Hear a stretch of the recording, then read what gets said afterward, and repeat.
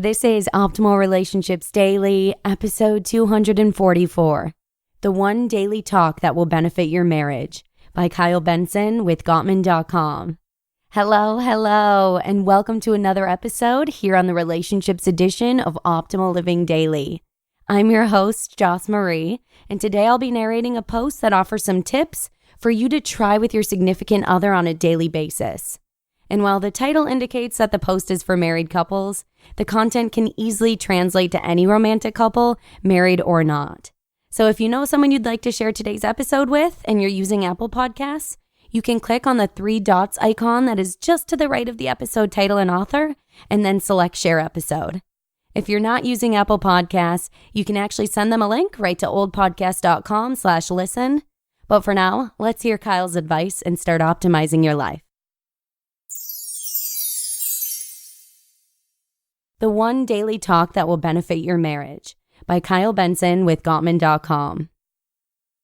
When Stephen gets home from work, his wife Katie asks him, "How was your day, dear?" Their conversation goes like this. Stephen: "At my weekly meeting, my manager challenged my knowledge of our products and told the CEO that I am incompetent. She's such a jerk." Katie: "There you go again, overacting and blaming your manager.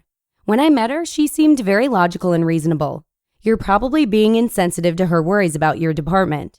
Side note, siding with the enemy. Stephen: "The woman has it out for me." Katie: "And there's your paranoia. You really need to get a handle on that."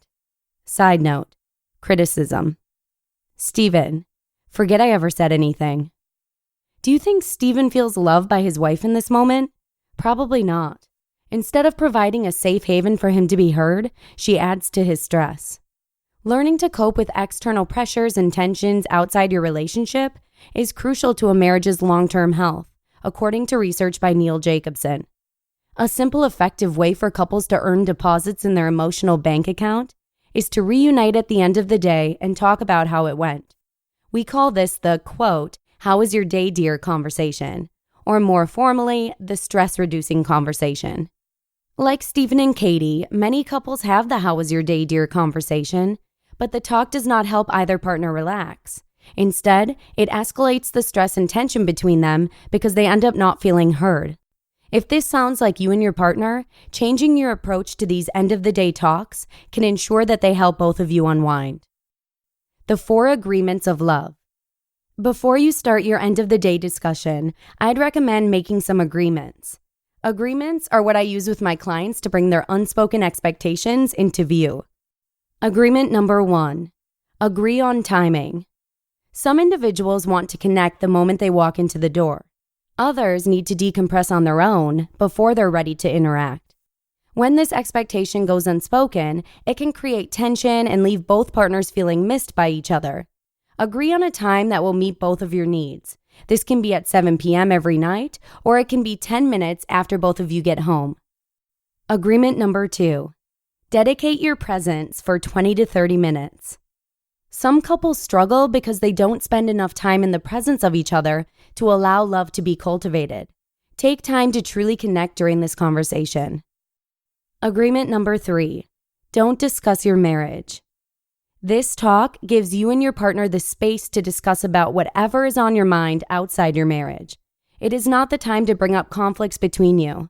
Instead, it's a chance to truly support each other in other areas of your life. This conversation is a form of active listening in which you respond to each other's venting with empathy and without judgment.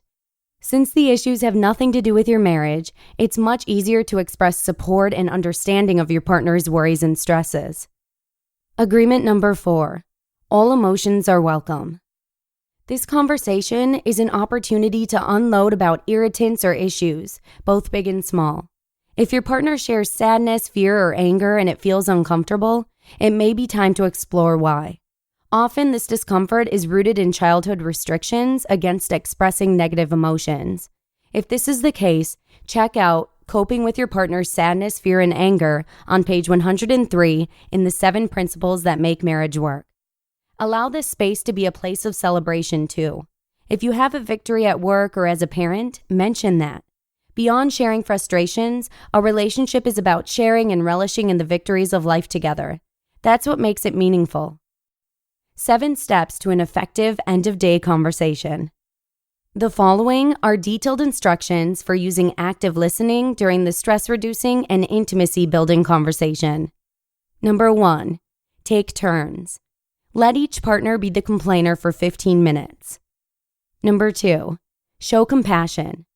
It's very easy to let your mind wander, but losing yourself will make your partner feel like you've lost touch with them. Stay focused on them. Ask questions to understand. Make eye contact. Number 3, don't provide unsolicited solutions. It's natural to want to fix problems or make our lover feel better when they express pain. Often, partners just want an ear to listen and a shoulder to cry on. Unless your partner has asked for help, don't try to fix the problem, change how they feel, or rescue them. Just be present with them. Men get caught up in this trap more frequently than women, but it is not the man's responsibility to rescue his partner. Often trying to save her backfires. In the Love Lab, Dr. John Gottman noticed that when a wife shares her troubles, she reacts negatively to her husband offering advice right away. What she wants is to be heard and understood. It's not that problem solving doesn't have its place. It is important, but as psychologist Haim Janot says, understanding must precede advice. It's only when your partner feels fully understood that they will be receptive to suggestions. Number 4, express your understanding and validate emotions. Let your spouse know that you understand what they are saying. Here's a list of phrases I have my clients use. Hearing that makes perfect sense why you're upset. That sounds terrible. I totally agree with how you see it. I'd be stressed too. That would have hurt my feelings too. Number 5, take your partner's side. Express support of your partner's view, even if you feel their perspective is unreasonable. If you back the opposition, your spouse will be resentful. When your partner reaches out for emotional support rather than advice, your role is not to cast judgment or to tell them what to do. It's your job to express empathy. Number 6, adopt a we against others attitude. If your partner is feeling alone while facing difficulty, express that you are there with them and you two are in this together. And number 7, be affectionate. Touch is one of the most expressive ways we can love our partners. As your partner talks, hold them or put an arm on their shoulder. Hold that space for them and love them through thick and thin. Here is how the conversation changed after these instructions were given to Stephen and Katie. Katie, how was your day, dear?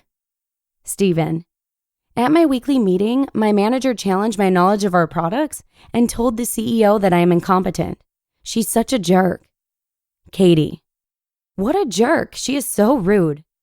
Side note, us against others. What did you say to her?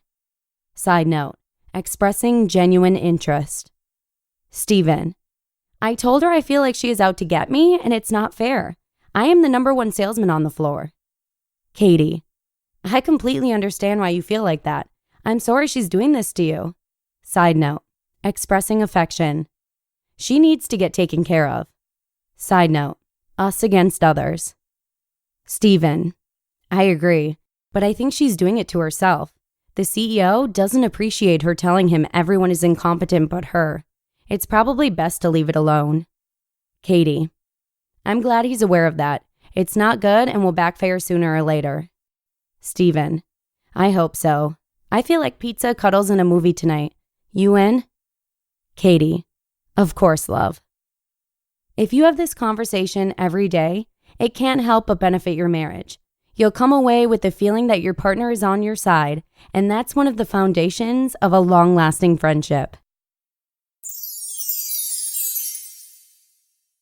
You just listened to the post titled, The One Daily Talk That Will Benefit Your Marriage by Kyle Benson with Gottman.com. It's actually been about a month since we've shared a post from Gottman.com, so it's really nice to have their content back on the show. And for those of you who may be looking to work on your marriage, a good start may be to check out Gottman's email newsletter. It's called The Marriage Minute, and you can actually find it right at oldpodcast.com/marriage. But that's all I've got for you today. I hope you have a really nice rest of your day, and I look forward to seeing you again tomorrow for the final show of the week. where your optimal life awaits. Hello, Life Optimizer. This is Justin Malik, creator and producer of this podcast, but also Optimal Living Daily, the show where I read to you from even more blogs covering finance, productivity, minimalism, personal development, and more from incredible bloggers like Derek Sivers, Zen Habits, Mark and Angel, The Minimalists, and all the ones you hear on this show too. So if you enjoyed today's episode and like taking amazing blogs on the go, come on over to Optimal Living Daily and subscribe to that one too. And together, we'll start optimizing your life. You've been listening to Optimal Living Daily. Be sure to hit the subscribe button to stay up to date on each new episode and head to oldpodcast.com. That's OLDpodcast.com for a free gift as well as more actionable tips and resources to help you maximize your potential. Thanks for joining us, and remember, your optimal life awaits.